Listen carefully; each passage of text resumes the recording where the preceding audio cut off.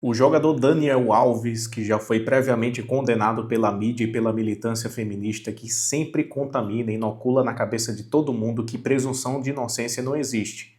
Presunção de inocência só existe para os seus. Agora, quando é para os outros, aí não existe. Se não fizer parte da patota, ainda mais, se for uma figura pública que não paga pedágio para esse tipo de pessoa, aí não existe presunção da inocência, não existe devido processo legal, não existe nada.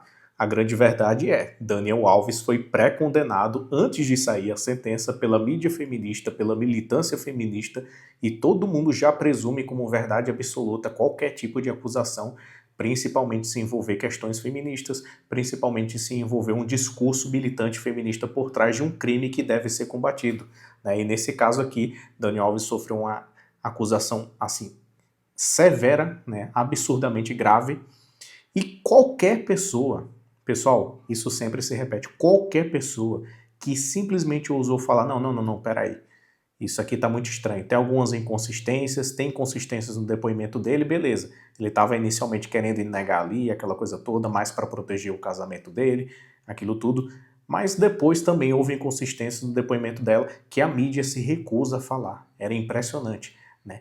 Nenhuma prova pericial comprovando que houve qualquer tipo de violação, tá? A gente está falando de uma polícia avançada que tem ao seu dispor plena tecnologia para poder identificar qualquer tipo de lesão, qualquer tipo de relacionamento forçado. Não teve nenhuma prova pericial em cima disso, tá? Além da própria palavra dela.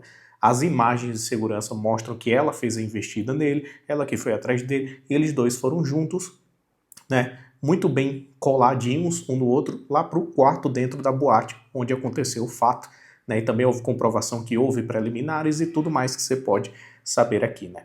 Simplesmente ele foi absolvido e a grande mídia está dizendo que foi anulado, tá? Que nem aconteceu com o Lula aqui no Brasil, foi anulado. Não, pessoal. O processo, né, digamos assim, ele foi arquivado, né?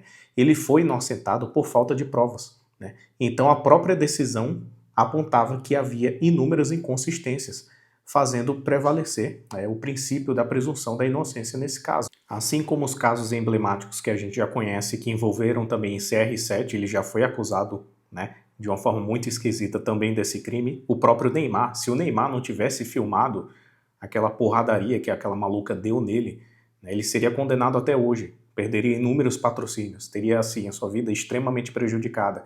A mesma coisa também que aconteceu com o André Aranha, quem lembra aí do caso Mari Ferrer, que se você assim desse um pio falando que aquela história estava mais ou menos estranha, você só faltava ser linchado publicamente, né, como Jack, defensor de Jack, todo tipo de acusação caluniosa para cima de você. Ou seja, nesse tipo de caso aqui, né, se você sequer cogitar, lembrar do princípio da presunção da inocência do devido processo legal, você já é linchado pela comoção pública que sempre se deixa inocular pelo discurso feminista oportunista que sempre acaba surgindo quando esses tipos de acusações acontecem, né? E eu gosto sempre de lembrar aqui, Daniel Alves, rico, pagou a sua fiança, conseguiu liberdade provisória, conseguiu responder em liberdade, tá?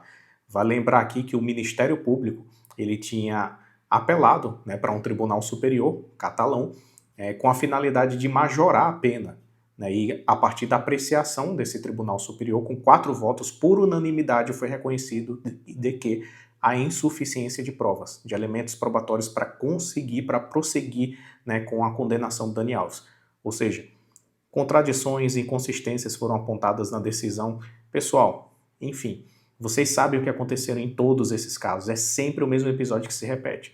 E é como eu falei aqui para vocês. Dani Alves tem dinheiro de segurança, mora numa mansão. Quando responde liberdade provisória, ele fica encastelado numa mansão porque ele é rico, né? Então, se esse tipo de coisa acontece com uma pessoa comum, com um homem comum, desconhecido, que não tem dinheiro, a grande realidade é que a gente vê inúmeras notícias, né, de homens que acabam morrendo, sendo linchados pela população, aquele tipo de coisa, vão presos, né, são torturados na cadeia e depois que se descobre que são inocentados, né? Então a gente vê inúmeros episódios se repetindo.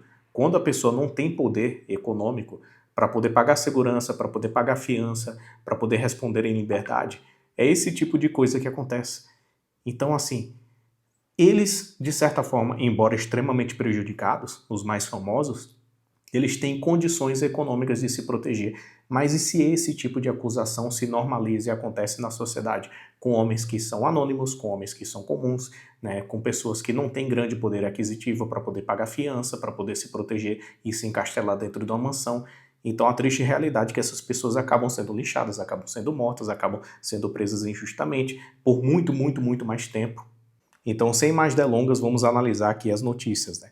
Notícia da CNN já repercutiu isso como condenação de Dani Alves por estupro é anulada na Espanha, tá? E eles falam anulado, não diz que ele foi absolvido por falta de provas, não diz isso, né? Que a apelação do Ministério Público foi rejeitada por unanimidade, diz na matéria, mas como todo mundo é leitor de manchete, vai achar que o Dani Alves foi meio que aconteceu algo parecido que nem aconteceu com o Lula, né? Que foi anulada a condenação. Tipo, foi descondenado. Ele não foi inocentado, ele não foi absolvido, na verdade foi descondenado, né? Que nem o Lula, né? Que nem o bandido que está aí no poder. Mas aconteceu isso, ó, a Seção de Apelações do Tribunal Superior de Justiça da Catalunha decidiu por unanimidade pela revogação da sentença que condenou o jogador Daniel Alves a 4 anos e 6 meses de prisão, tá? O ex-lateral foi preso em janeiro de 2023, está em liberdade provisória, ou seja, tem grana, né? Ou seja, pessoas comuns têm condições de fazer isso aqui, têm condições de pagar 1 milhão de euros, né? Aproximadamente mais de 5 milhões de reais. Pessoas comuns têm condições de fazer isso? Não tem, vai ficar preso pro resto da vida até, olhe lá, né? Torcer para que a justiça divina prevaleça, né? Então a resolução considera que a sentença revogada apresentou uma série de lacunas, imprecisões, incoerências e contradições quanto aos fatos, a avaliação jurídica e suas consequências.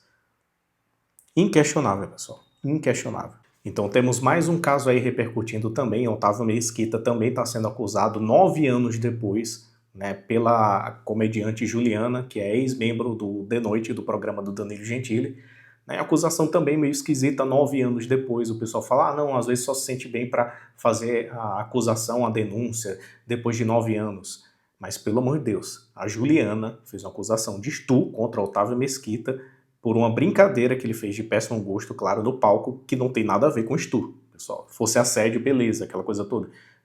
Mas, assim, você vê que a militância, ela sempre perde a mão, né? E assim, tem muita gente retardada também que fala, o Dani Alves, ele apenas está pagando porque ele fez merda lá na boate, que ele é casado, isso daí é fato, né? Ele errou, obviamente, e deveria ser condenado por isso, mas isso não significa que se você erra em uma determinada coisa, você deve ser acusado e condenado por cometer um erro que você não fez, né? Então são duas coisas completamente diferentes. E a mesma coisa está acontecendo com Otávio Mesquita, a mesma coisa está acontecendo com diversas figuras públicas. Otávio Mesquita, de novo, rico, vai responder encastelado no seu apartamento luxuoso, na sua casa luxuosa, e sempre levanta aquela questão aqui. E se isso é reproduzido contra pessoas comuns? Pessoal, a gente tem como exemplo pessoas da grande mídia, né, que conseguem se proteger e mesmo assim são acachapadas, mesmo assim são detonadas, têm suas reputações destruídas, perdem patrocínio e podem ir à falência.